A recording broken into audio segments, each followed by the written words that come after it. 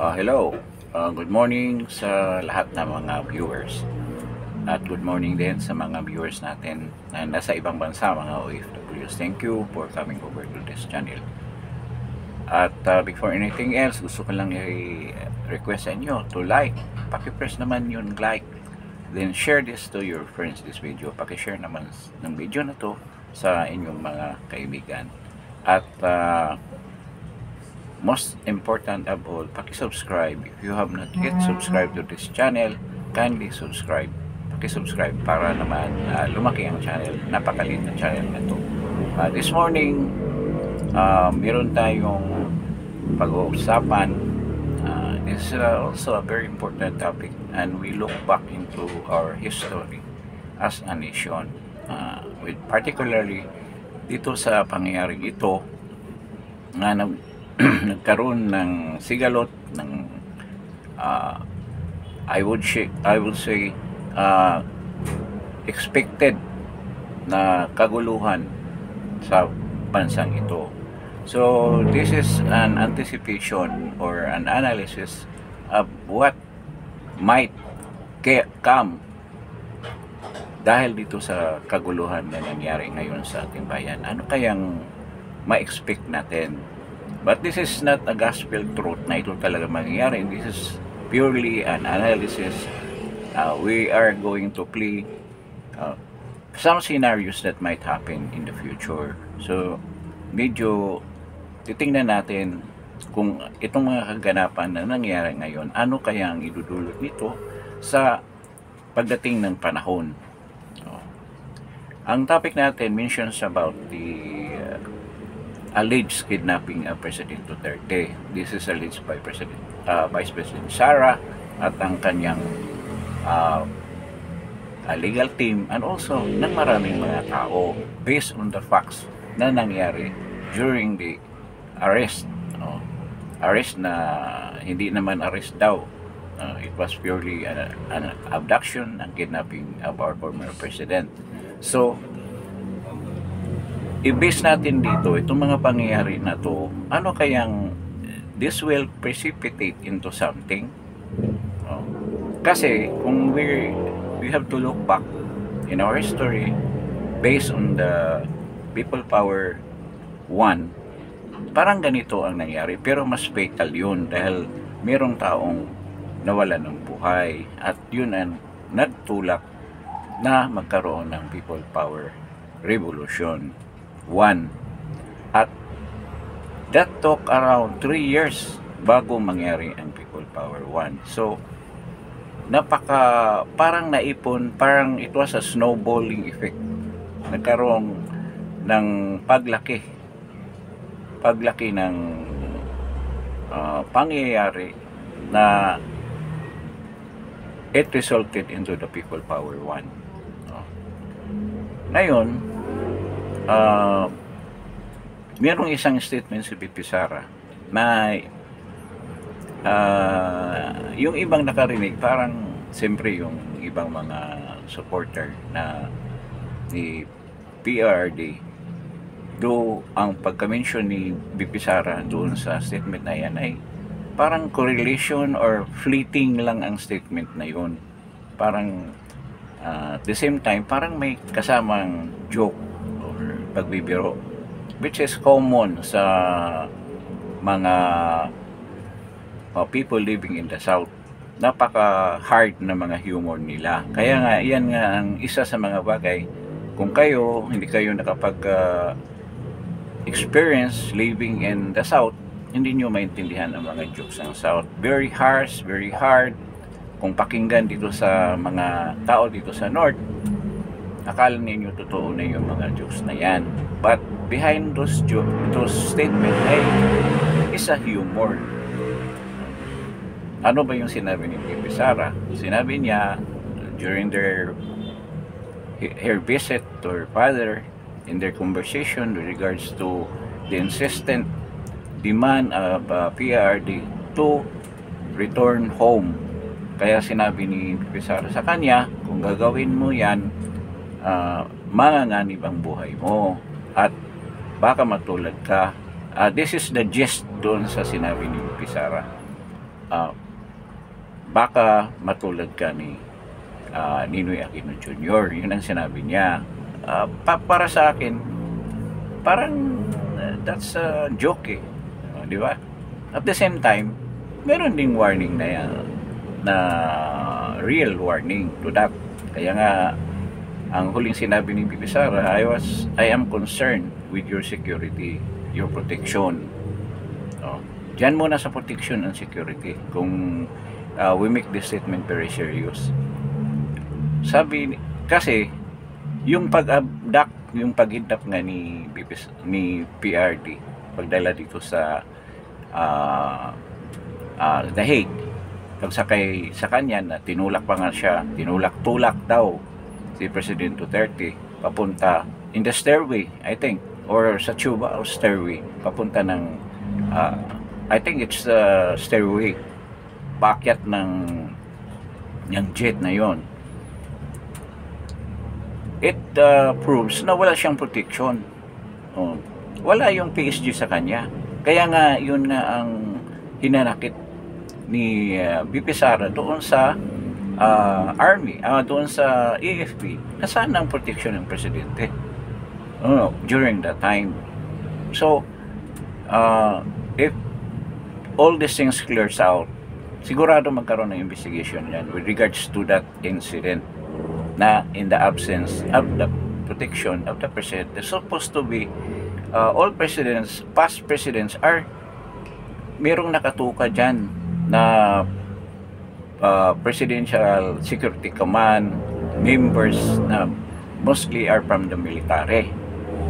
With regards to that, ang sagot ni with the question raised by BP Sara during his attendance in the last Senate hearing headed by the committee chairman sa Foreign Affairs Committee na si Jaime Marcos. Napakalabo ng sagot ni Gilbert Chidoro as a Defense Secretary. Napakalabo ng sagot niya. At ang AFP walang konkretong sagot dyan. Instead, nagsiship sila ngayon doon sa alam naman natin kung anong depensa nila. Pumupunta sa the South China Sea and making another issue on the South China Sea, raw coast. So yun ang depensa nila, but they never made any statement with regards to that incident, kung bakit wala yung mga PSC members dyan to protect the President Duterte during that time. So malalaman natin yan later on, kung mag-change ang panahon and the tables will be torn into the other side, magkaroon ng investigation yan. But right now, napaka-defensive ng AFP. Kaya nga ang daming a lot of people are disgusted and they are very very hopeless with regards to the participation of the AFP in protecting the rights of the people. Absent yan ngayon, going back doon nga sa sinabi ni BP Sara, yung with regards to the statement na baka matulad ka ni Ninoy Aquino. Ano ba nangyari kay Ninoy? Doon sa mga bata pa na pinanganak after the revolution, kasi hindi naman ito tinuturo dyan sa school natin. I will not go into the minute details of what had happened. Sabihin ko lang sa inyo, inflating kung ano ba nangyari. Sasabihin din natin yung mga backgrounds about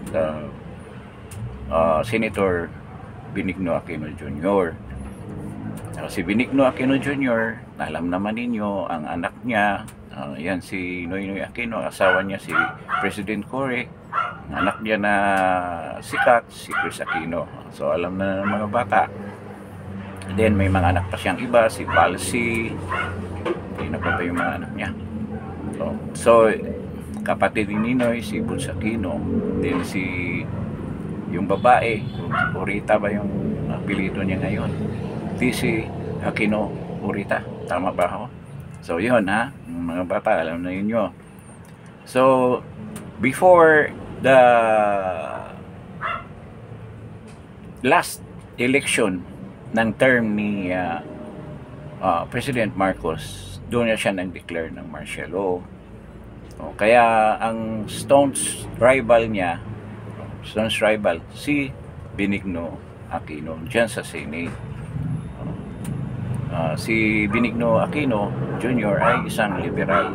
Dati ito si President Ferdinand Marcos Sr. dating liberal din yan, na lumipat siya nasyonalista. Kung i-correlate natin, isa sa mga kabinete na in-appoint ni President Marcos ay si Governor Duterte, ang tatay ni President Duterte. So, meron silang relation with regards to sa father na nagiging cabinet secretary ni President Duterte. I think sa local government. Ngayon, ang nangyayari, lahat na, siyempre nasa opposition si Ninoy Aquino, lahat na galaw ni President Marcos kinukontra ni Ninoy Aquino until nag-declare ng martial law. Kaya kulong sila lahat, Mang Lapos, ang daming nakakulong, si Lito Atienza yata kasama pa, at si Ninoy Aquino. Ngayon, di ba kung naalala nyo, nagkaroon ng bombing dyan sa Plaza Miranda. Nung bombing na yun, wala dyan si Ninoy Aquino. Kaya nga yung accusation ng Marcos camp, it was planned and executed by the leftists, the NPA, together with Ninoy Aquino. Sila ang nagplano daw, allegedly. Until now, it was not proven, but there are a lot of sectors, lalo na yung mga nagsusurrender ng mga NPA, are saying na talaga sila ang nagpaplano, na hindi si Marcos ang nagplano noon para lang masira si President Marcos. So, yun ang two sides of the coin. Yung isa nagsasabi na si Ninoy Aquino ang nagplano noon, kasama siya sa nagplano, at dito naman sa kabila, sinabi nila na si Marcos ang gumawa noon. Si Joby Salonga napuruhan noon, parang natamaan yung mata niya. At ang daming mga nasusugatan doon sa bombing na yon, at may namatay. Hindi ko lang ma-recall kung ano, kasi napakatagal na ng panahon na yon. So, doon nagsimula until nag-declare ng martial law si President Marcos. Si Ninoy Aquino, meron sakit sa puso yon. Ngayon, kung parang ganito rin sa nangyari kay President Duterte. Habang nandito siya sa Pilipinas, matindi ang rallies na pakawalan siya. At nagkaroon ng military junta yan, hearing, parang military junta, na nagdesisyon, the final verdict doon sa military junta na yon, na maparusahan si Ninoy Aquino ng death by musketry sa kasong rebellion. Marami siyang kasama doon, parang si Dante kasama yata, si Bernabe Vizcaino. Ito lang ha, sa naalala ko lang, wala akong hinawakan na manuscript or whatever, sa naalala ko lang, kasi nung time na yun medyo nasa teenager pa ako during that time. Ngayon, ang nangyari, nakulong siya sa Laor. Doon siya nakulong. Si Benigno Aquino, nakulong siya. Then, nagkasakit siya, napunta siya sa Philippine Heart. Dahil patuloy ang gulo, naisip ni Imelda, parang si ano rin nangyari ngayon, di ba? Si Imelda at saka si President Marcos, na kasi pwede naman siya operahan sa heart center ni Imelda. Pero yung nga, sa last conversation nila ni Ninoy Aquino, sabi niya, sinabihan ni Imelda si Ninoy na ba't tayo mo dito na lang magpa-opera, mga magagaling naman yung mga doktor dito. Worldwide caliber naman ang mga medical doctors natin dito, na mga surgeons natin, cardiac surgeons, na mag-conduct ng operation mo. Sabi ni Ninoy sa kay Imelda, mahirap yun dahil itong Philippine Heart Center, si Imelda kayo ang nagpatayo nito, at sigurado kong mga doktor mo yan. Di ba merong malalim na yon, meaning kung tuklasin mo. Pero that's a humor, di ba? Matatawa ka. Bakit magpa-opera ako dito sa mga doktor na to, na kayo ang gumawa ng hospital na to, at ikaw sigurado rin ang nag-appoint ng mga doktor na yun dito. Kung sabihin mo na ititigi ako, parang gano'n ang ibig sabihin ni Ninoy Aquino. But kung pakinggan mo mabuti, that's a humor. Kaso nga lang, yung mga ngayon with regards to the jokes of President Duterte, hindi nila maintindihan diba? Sedition ka agad ng charge. So nag-decide na lang sila na i-exile na lang si Ninoy sa US. Yun ang desisyon, para matigil lang ang gulo. Parang itong, pero mas grabe ang nangyari ngayon dahil walang pahintulot yung taong gusto nilang paalisin sa bansa, kinasuhan at gustong ikulong. Yung matindi, at yung proseso sa pagkuha sa kanya ay napaka-illegal, walang due process. Kaya dito ang pagkakaibang pangyayari kay Ninoy. So nagpunta si Ninoy sa US. Parang naiwan yata si Noynoy dito, naiwan or kasama, parang kasama yung medyo pa siya na para meron daw siyang para magka-trust kayo sa akin. 4 yata ang anak ni Ninoy, 3 sa anak ko iiwan ko yung parang gano'n, 3 lang sa anak ko ang dadaling ko sa US. Pero sabi niya, parang gusto niya ipahiwatig, parang naisahan ko si President Duterte, si President Marcos noon, dahil hindi nila alam na yung anak ko, may anak na ako doon, yung lahat na anak ko nandoon na sa US, yung 2 o 3 lang na iwan, yun ang dadalhin ko ngayon kung pupunta ako ng US. So yun na nangyari. So nagkaroon siya ng fellowship doon sa Harvard yata, hindi MIT, sa Harvard. Doon siya nagtuturo siya. Then ultimately dito sa Pilipinas, magulo talaga. Rally during the martial law days. At saka ang Metrocom nagwawala. Yan, sila Lacson. Alala ko yan. Nasaan yan sa Cebu. Lacson, mga kalupitan ng mga noon, Metrocom, lumabas lahat ng. At saka during that time, yung mga congressman sa provinces, may mga private army yan.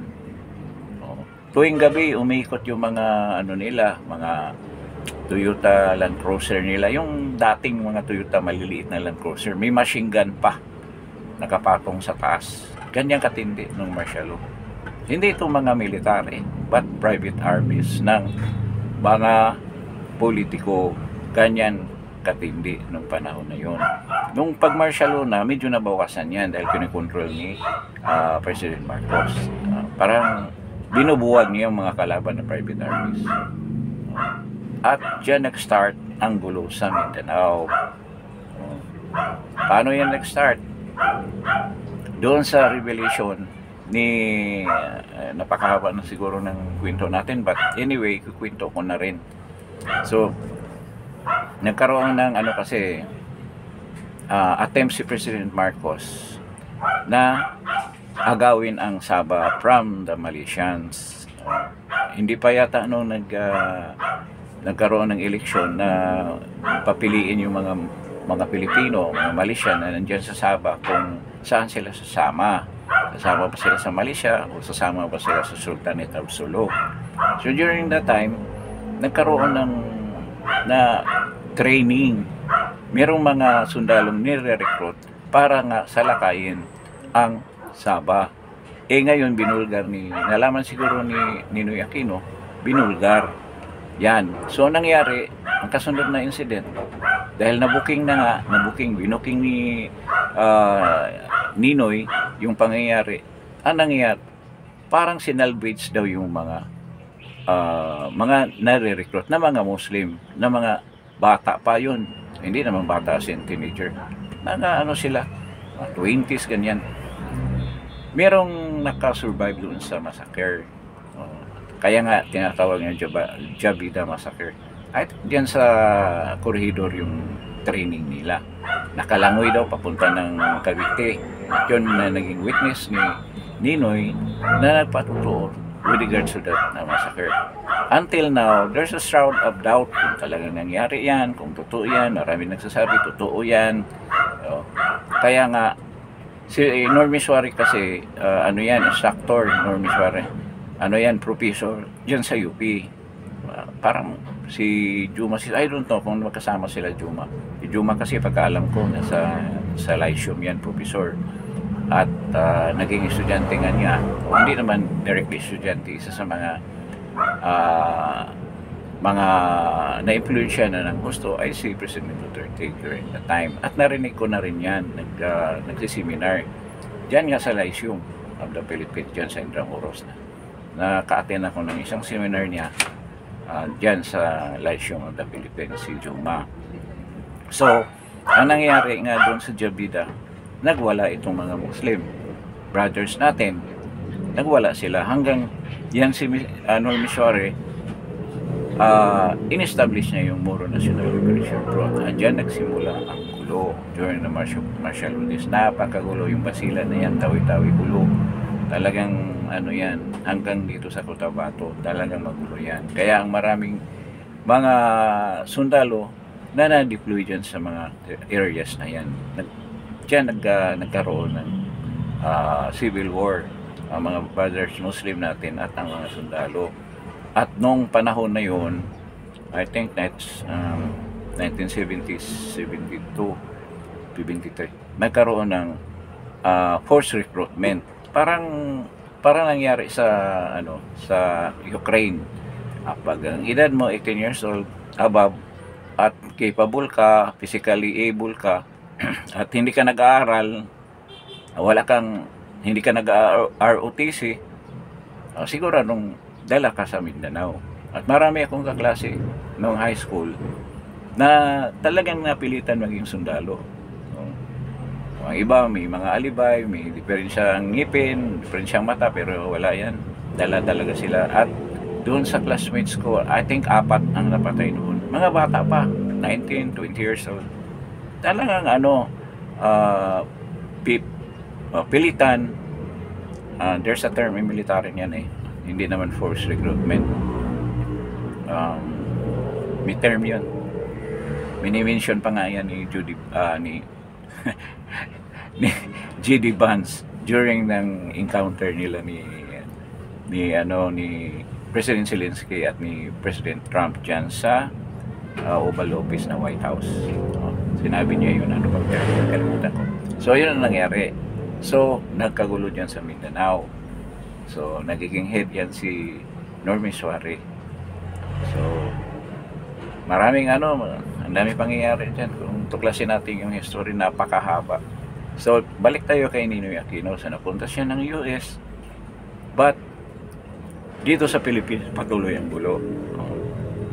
Merong light the fire movement, nanununog daw, naging issue ngayon, na merong isang sikat na individual na ang mother niya mismo involved dyan sa light of the fire movement. Naging kaso ngayon hanggang ngayon.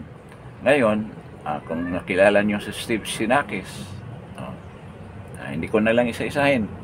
Ngayon, si Ninoy gusto talagang umuwi dito. Gustong umuwi sa Pilipinas. I don't know anong purpose talaga niya.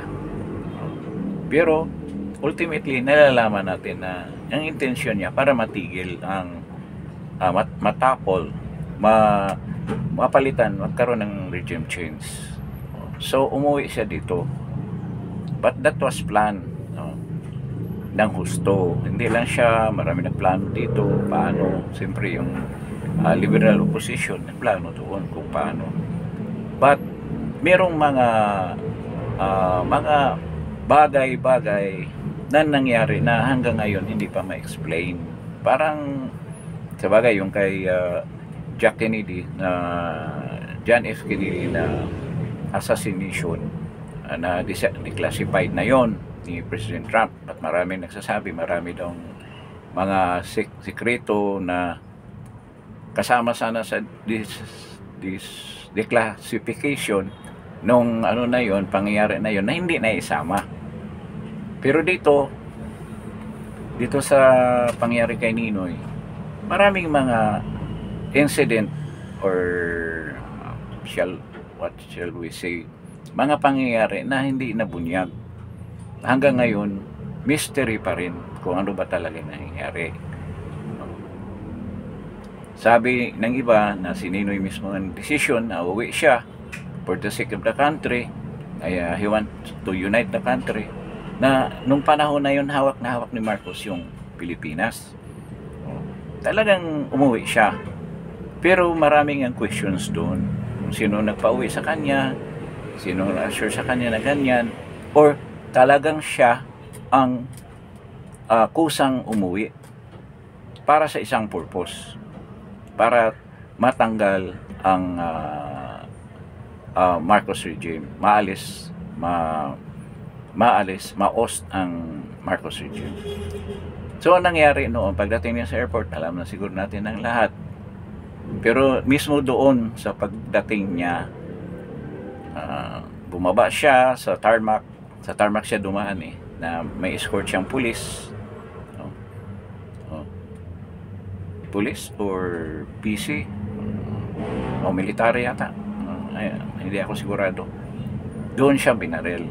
But meron siyang gunman na nandoon sa tarmac na iyan daw ang bumaril. Yun si Rolando Galman.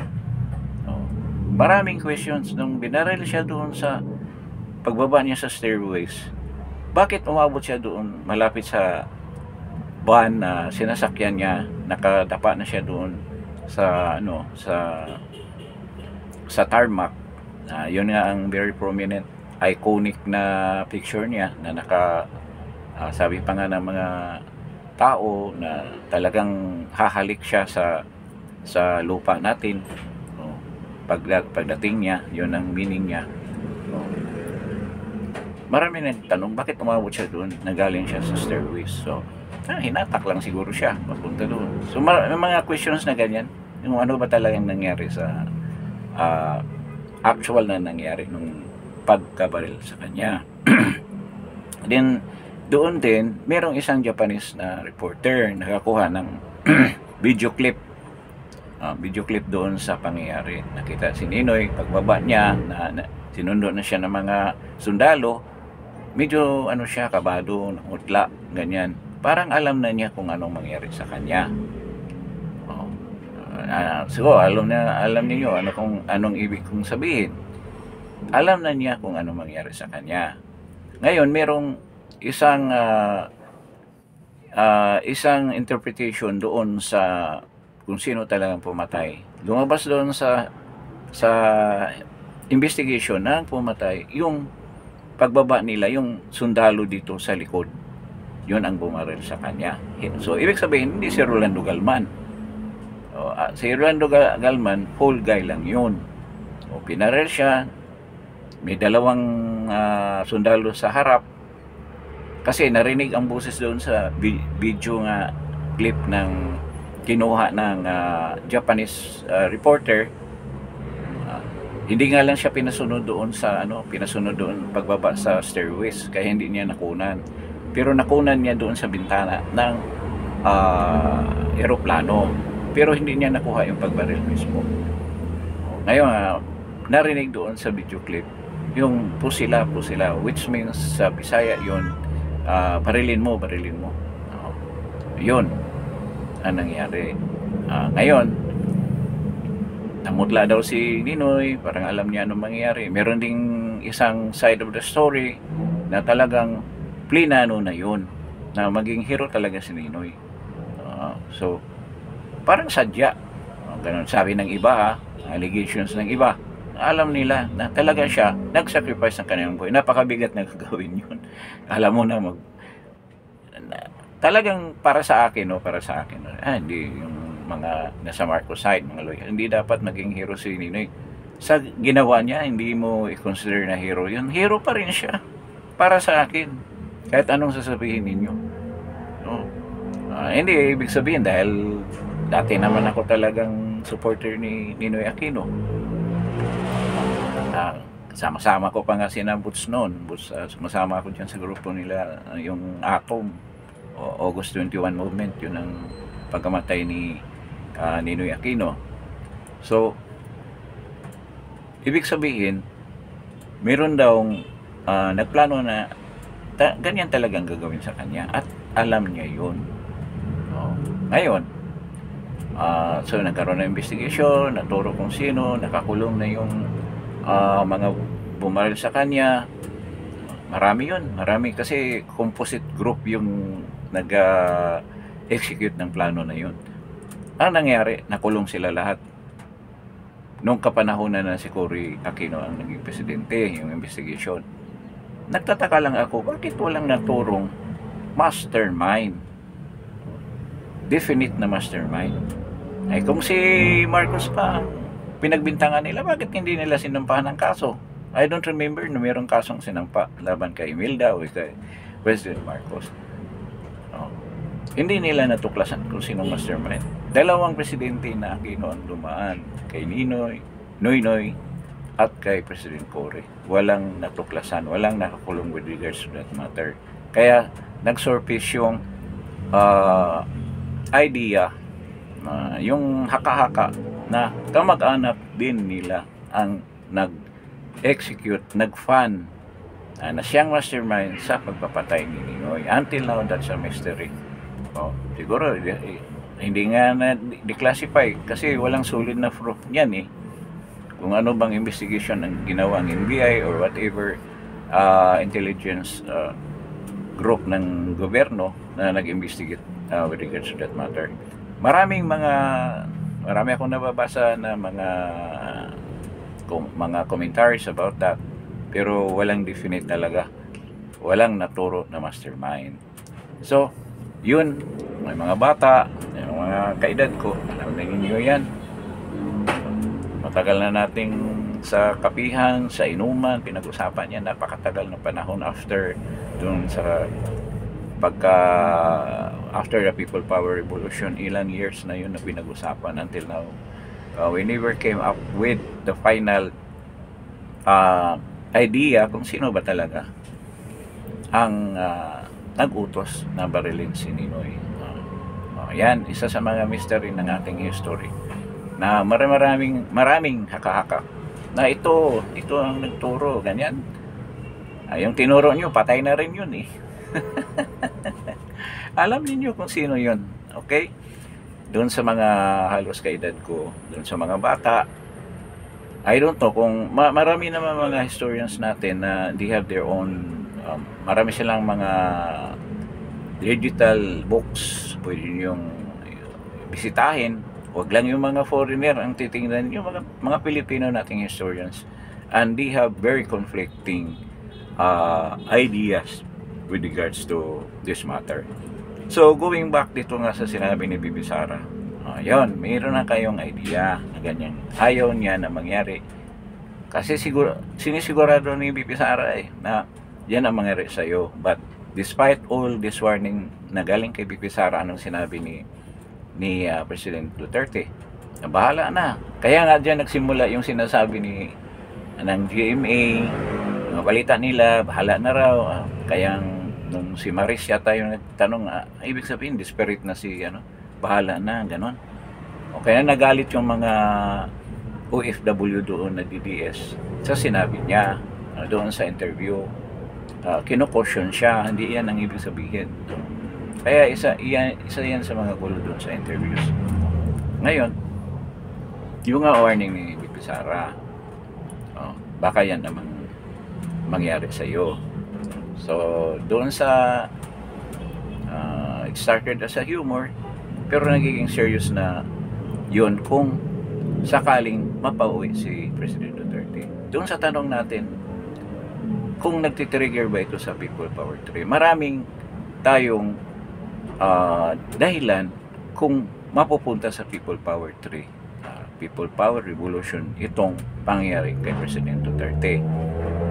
Kasi doon sa nangyari kay Ninoy Aquino, kung naalala ninyo, nung pagkamatay niya, doon talaga bumulwak ang suporta ng mga tao sa kanya. Nung pinarada na siya throughout Metro Manila hanggang Ayala, kung makita mo yung tao, lumabas lahat talaga. Diyan nagsimula. Pero tandaan natin, it took 3 years pa bago mangyari yung pag-aklas ni Ramos, ni Enrile at ni Gingo Honasan against sa government ni President Ferdinand Marcos Sr.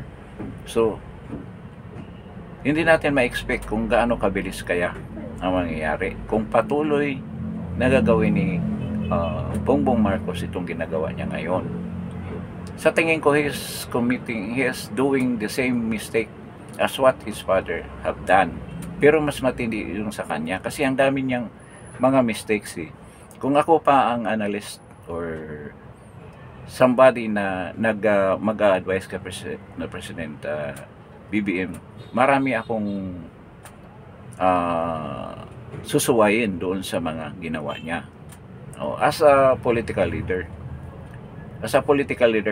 what I mean, siya na mga erroneous na mga moves na ginagawa niya, na gusto, ang sole purpose niya is to eliminate totally the opponent, na mali. Sa totoo lang, hindi ginagawa ni President Marcos yan, senior. Hindi ganyan kagarapal ang ginawa. Pero ngayon talagang head-on, sabihin natin, hindi tinatago yung purpose. Na yan naman talaga, ultimately, kagalit ng mga tao. Nakita ninyo, yung pagdesisyon niya na 4 daw nagplano, allegedly, na lumabas doon sa Senate hearing. 4 sila nagplano. Si President Marcos nandyan, si Remulla, si Gibo, si Anyo, at saka yung John Vic Remulla, na may pagkatain TNGA pala. Bakit namin niya dyan sa media, sa TV interview? Ngayon, sinungalingan eh. So, ngayon, yung 4 na yan, yung 5 na yan na nandyan, sino bang mas matalino dyan at talagang masigasig sa nagagawin niya kay President Duterte? Sa personality ni Gibo, hindi ganyan eh. Magsasuggest lang yan. Si Anyo rin hindi. Oo nang oo. Si John Mick lalo na. Si Marcos hindi siya magkaroon ng idea na yan. Kasi sa totoo lang, napakahina talaga ng ni Marcos. So, nagdidepende yan doon sa mga cabinet secretaries niya. At sino ba ang masigasig dyan, full of ideas? Di ba si Remulla? So, sa tingin natin, this is hindi naman natin pinagbintangan si Secretary Remulla, but one of those who made that decision na talagang i-kidnapin si President Duterte. Aside from the entire group that they're giving their comments, sigurado in a meeting, hindi naman natin sinasabi na totoo. We are only analyzing the situation. Bakit umabot dyan? This is only an analysis. Talagang dumating sa point na yan ang gagawin nila, na napakalaking mali at pinakinggan ni President Duterte. At saka, kung ang Secretary of the AILG, kung CIDG-DILG, hindi nasabihan na ito ang dapat mong gagawin, na by the book tayo. Wala. Talagang tinuloy. Si Tory pa, na alam naman natin ang nasa mentality ni Tory. hindi yan sumusunod sa batas. Sorry na lang kaibigan pa naman tayong tol. Sabi nga sa akin, huwag naman tol ang tawag sa akin, tol, huwag mo naman, hindi ko naman, pasensya na lang tol, sinasabi ko lang. Nakikita rin naman natin kasi dapat sasabihan mo yung tito mo na ganyan. Pero hindi ka pakinggan yan. Mga anak nga halos hindi pakinggan eh. Magpakaawa na nga eh. Ngayon, hindi nakasunod sa proseso na tama. Talagang minamadali. Dahil yun din naman ang utos sa kanya. Na isakay mo kaagad, palipad mo.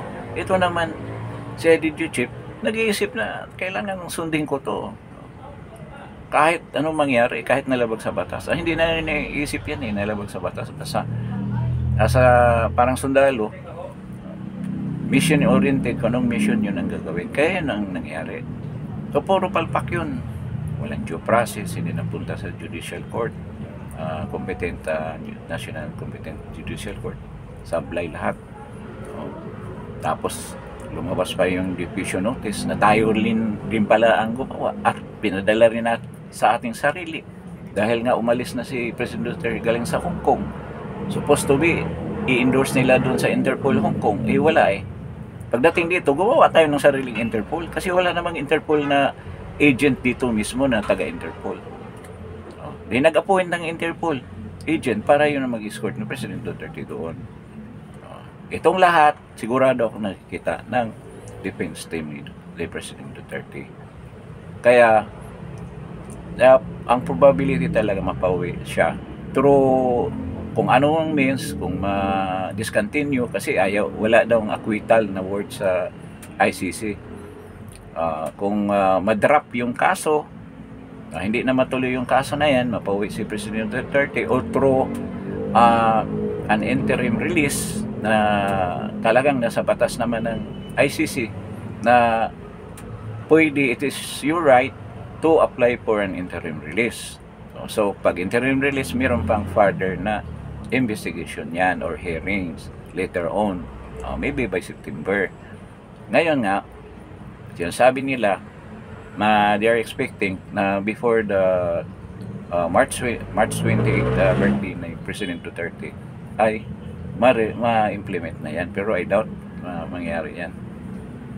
Ngayon, itong pangyayari na People Power Revolution, ito sa tingin lang natin, this is a future event na mangyari kung meron silang further na pagkakamali na gagawin. Ano ito? Kung ang ICC will convict President Duterte. Yan. At susundan pala ng impeachment ni BP Sara. Sigurado yan mag-People Power 3. Kasi mga tao wala nang pupuntahan eh. Di ba? Alam ba ninyo ang hope ng mga tao nandyan lang sa mga Dutertes with what is happening right now? Ang hope na last hope ng mga Pilipino sa tingin nila, sa tingin ng mga mostly of Filipinos ay si BP Sara na lang. Kasi siya ang remnant. Sa bagay, nandiyan si Kitty. Nakita natin ang ugali ni Kitty. Parang carbon copy sa mas matapang pa nga ni Sara eh. Sa ganyang edad. Kung umaasta talagang matapang.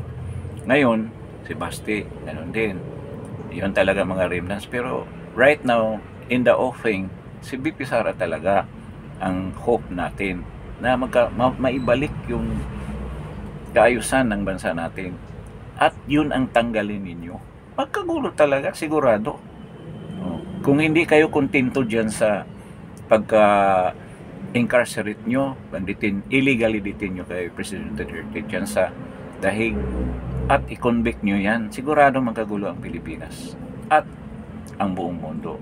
Nakita na nangyari nung rally. Nobody expected na mangyari yan. Lalo na sina BBM at ang apat. Sila Lisa, sila lahat yan. Hindi nila, kasi yun ang lagi nilang sinasabi, wala na yung mga Dutertes, wala nang support. Ano ngayon? Sinabi ko na yan once na sa mga vlogs ko. Hindi naman tayo maraming subscribers, pero sinabi ko na yun noong pa. Na once galawin mo yung dalawa na yan, talagang lalabas ang mga tao. At ito na nga ang nangyayari. Sabihin nila, hanggang dyan lang yan. Hindi. Kasi kung going back to the history, ganyan talaga yan. Ang mga Pilipino, parang diesel. Matagal mag-start, matagal mag-ignite. Pero kung mag-ignite yan, tuloy-tuloy.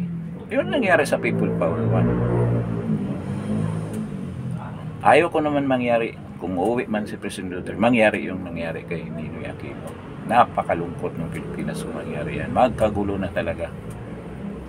Diba? Oh. Kaya meron din si VP Sara, napaka-advance ng strategy. Oh. Ano yung pagsasabi niya? Huwag niyo itong gagawin sa tatay ko. Sigurado magkagulo. Yung ginawa niyo kay Ninoy, kung gagawin niyo kay Tatay Diggs, magkagulo talaga ang Pilipinas sa gagawin niyo. At hindi yan tatagal ng 3 taon. Sigurado ako dyan. So, balik tayo dun sa ICC. If the ICC will convict President Duterte, magkagulo yan. Magkagulo. And I don't think dito lang sa Pilipinas, kasama na yan sa dahig. Magkagulo yan. At malaking sampal yan sa ICC at sa mismong Netherlands na they're laging sinasabi we are the center of the world with regards to the protection of human rights. Klarong-klaro na nanilabag yung karapatan ni President Duterte. Pagkahuli, walang due process, tapos yan ang gagawin ninyo. In the future, I'm not saying na gagawin yan ng ICC, but the world is looking at you. Merong look na galit, tulad ng China. Nagsasalita ng China na matagal na. Salita na huwag mong i-politicize whatever decision you will make with regards to the case of President Duterte. Kasi yung pagkahuli niya is purely political eh. That's to eliminate the opponent, the legitimate opposition dito sa Pilipinas para wala na magsasalita against sa mga misdeeds ng gobyerno natin. So, binoise out naman ni VP Sara doon sa rally sa Hague noong last Sunday. Kaya nga, gusto nilang pauwiin si VP Sara that she gains worldwide popularity. Takot na takot sila dyan. Kaya si Claire Castro parang sabi na dapat you go home and perform your duty. In-impeach na nga ninyo ayaw na nga ninyo maging vice president, inalisan pa ninyo ng punto. Tapos pipilitin yung umuwi na ang tatay niya nandoon pa na kailangan ng tulong. She's performing her duty naman. Meron naman tayong Zoom. Meron naman tayo, pwede naman tayo mag-meeting. We can conduct meetings kahit malalayo tayo. Kaya huwag na kayo mag-overacting. Ngayon, i-commit nga ito ng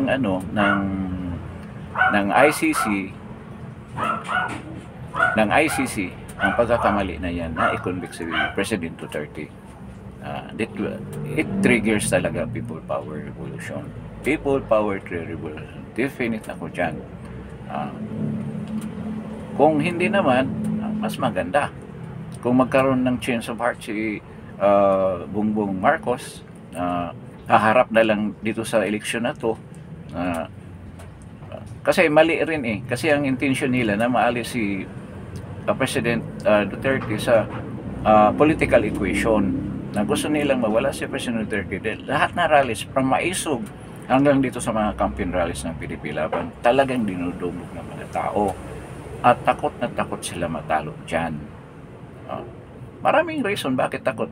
Siyempre kung marami mananalong senator real candidates ni President Duterte, hindi na ma-impeach si VP Sara. Mahirap na. At baka nga siya pa ang ma-impeach. Diba? So delikado. Meron din nagsasabi na balik tayo sa ICC. Mga congressman, hindi ba niyo alam yung pinagsasabi ninyo? Ang amo niyo matatamaan dyan. O sige, balik niyo sa ICC. Kami na naman ang hindi naman kikidnap sa kanya.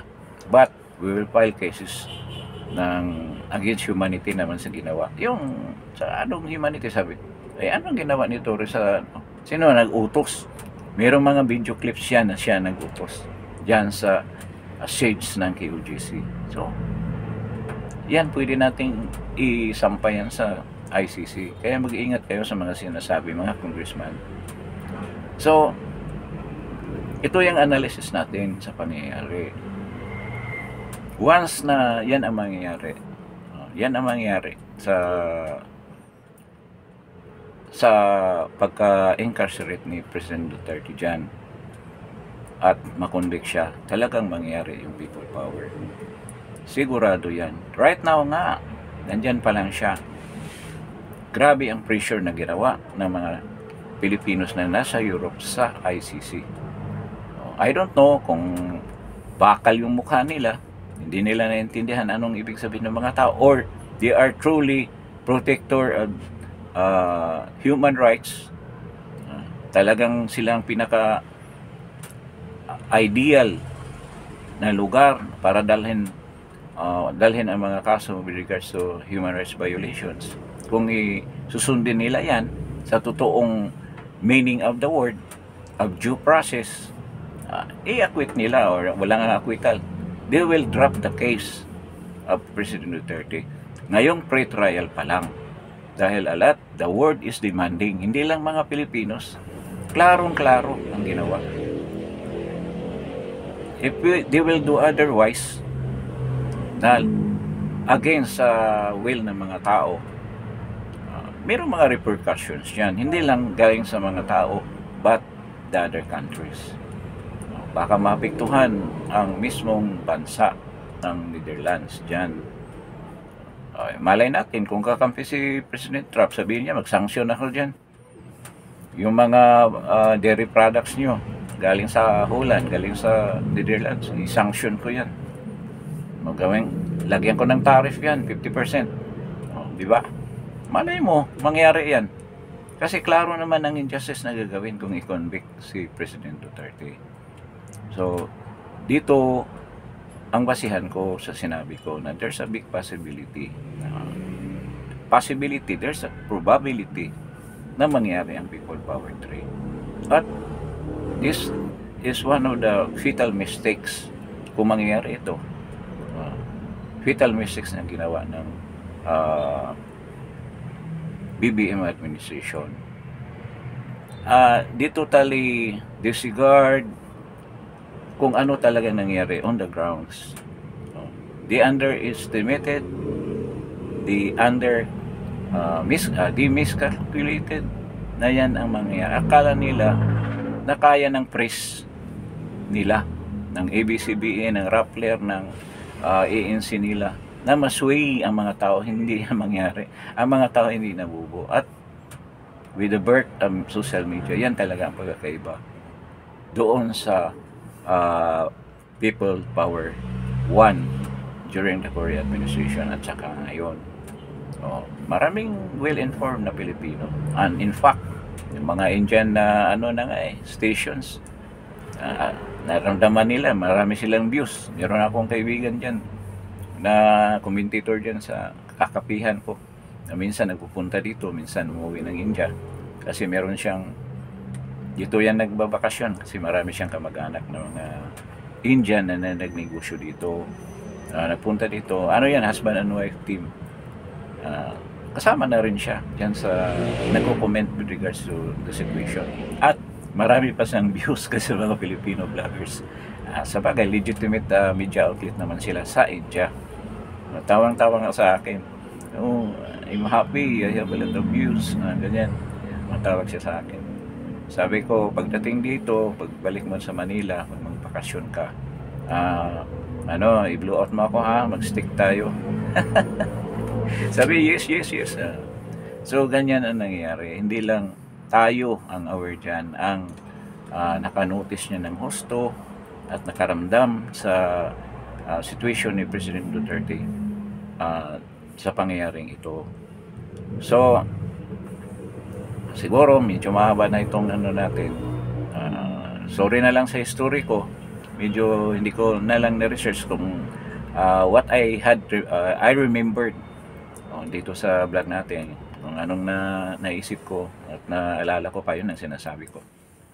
You can correct it by reading the history books ng mga yung talagang patriotic na mga authors natin. Marami dyan. May mga Tagaling, mga UP professors pa nga na gumagawa ng mga books na ganyan. Wala na akong time magbasa eh.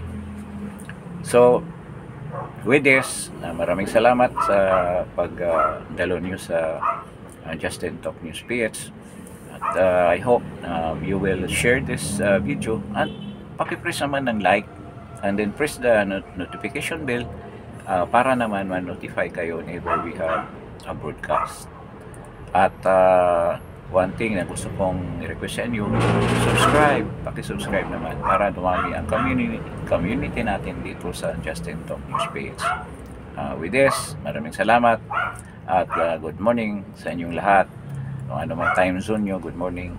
Marami tayong nakikinig din sa US at sa Canada, and then sa Saudi Arabia, sa Italy, Malaysia. Then we have also viewers from United Arab Emirates, and we have viewers from other countries. So, maraming salamat sa pagdalo ninyo. And with this, thank you and see you in my next broadcast.